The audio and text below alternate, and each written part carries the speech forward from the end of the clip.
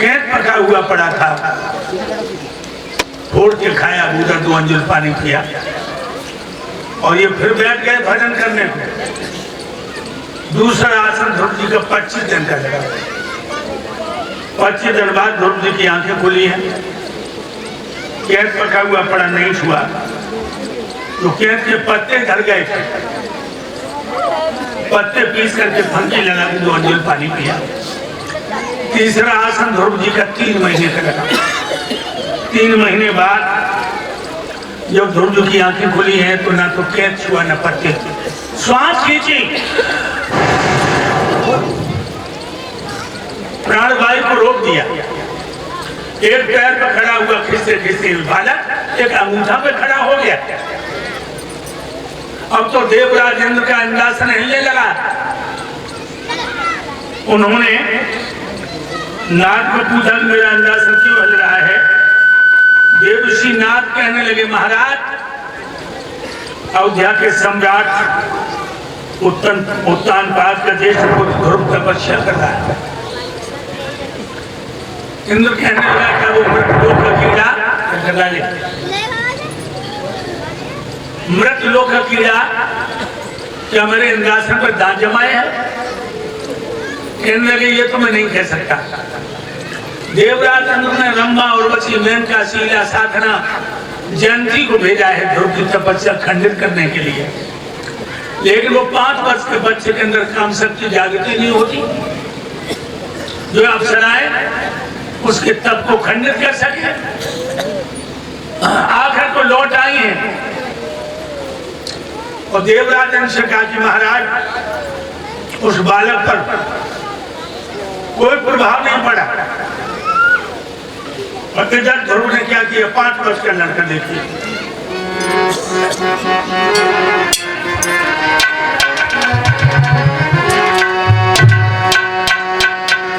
ध्रुव ने खेची प्राणवायु तो हवा रुकी फिर लोगों की, हवा रुकी फिर लोगों की।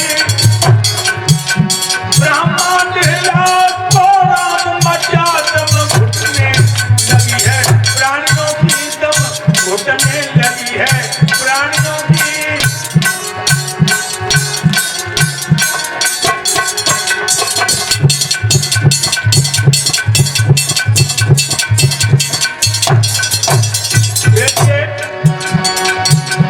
जीवों की आंखें पत्थर आई,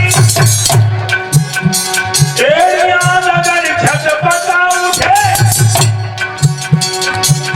हिल उठा है इंद्र का इंद्रासन, सब जलवाती दिल मिला उठे, सब जलवाती दिल मिला उठे।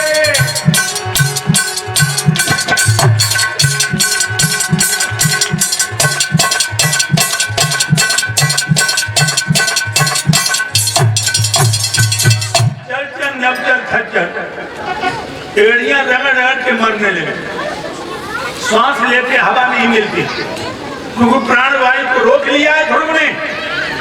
देवराज इंद्र क्षीर सागर में पहुंचा, कहने लगा महाराज ध्रुव ने प्राणवायु को रोक रखा है, प्रलय के लक्षण नजर आ रहे हैं।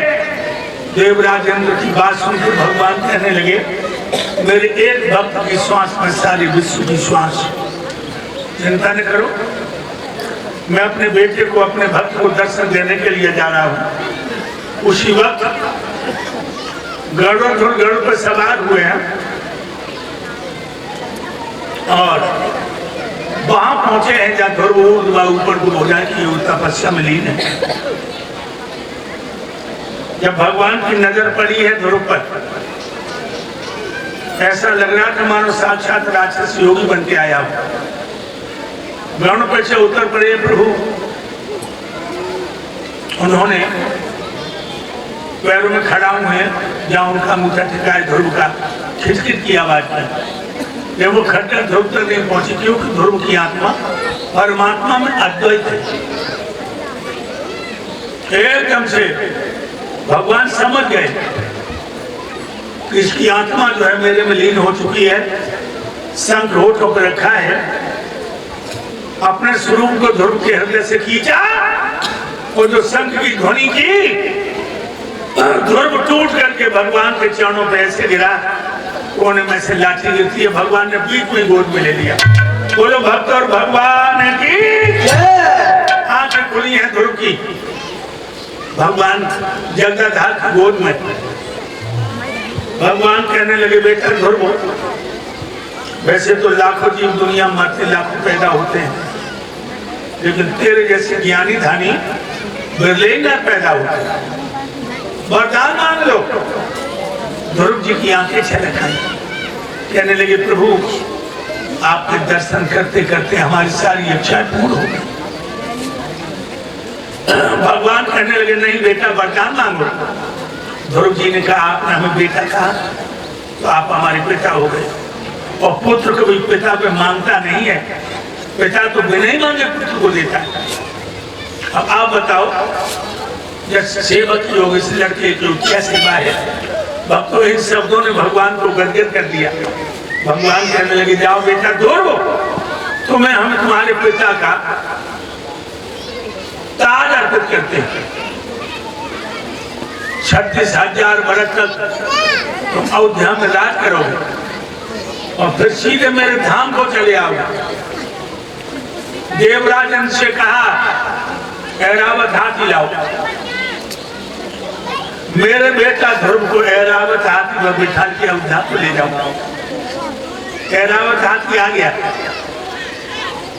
बैठ गया है। भगवान ने गोद में से ध्रुव जी को पौधा में बिठाया और माथे को चूम के कहा जाइए वत्स, मैं सर्वदा तुम्हारे हृदय में वास करूंगा। इतना कहकर भगवान अंतर ध्यान हो गए। अब हाथी अयोध्या के लिए लेके चला है ध्रुव को। घंटा बज रहे हैं। अयोध्या के लोग ने जब सुना है कि ध्रुव आ रहा है हाथी पर, स्त्री पुरुष बच्चे बूढ़े नौजवान ध्रुव के दर्शन करने को दौड़े हैं। ध्रुव जी ने देखा है कि मेरे बुजुर्ग हमें देखने को पैदल भाग रहे हैं। कहने लगा देवराजन से हाथी को नीचे बिठा लो, हमारे बुजुर्ग पैदल आ रहे हैं, मैं हाथी पे जाऊं।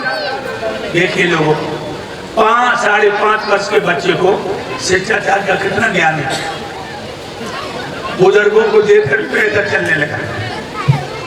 आजकल के पट्टा के तो ज्ञान है।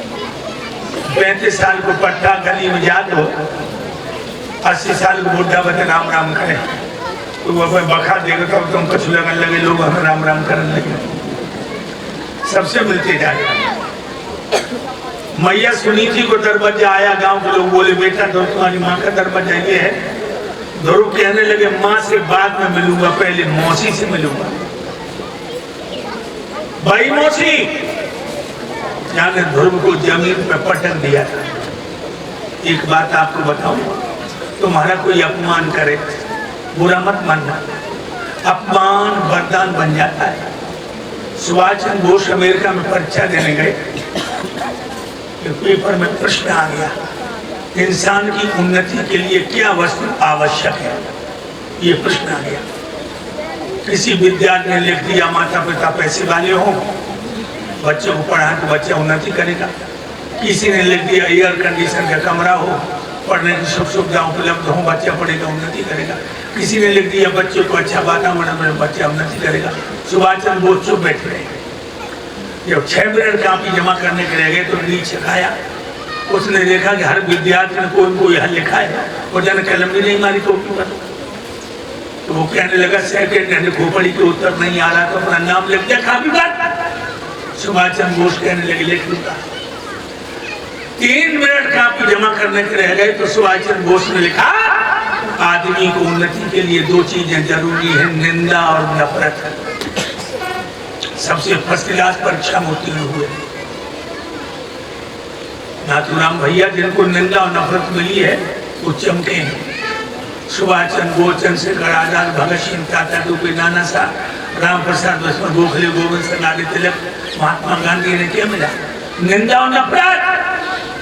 चमके। और जब आधार को हर चीज मिली है।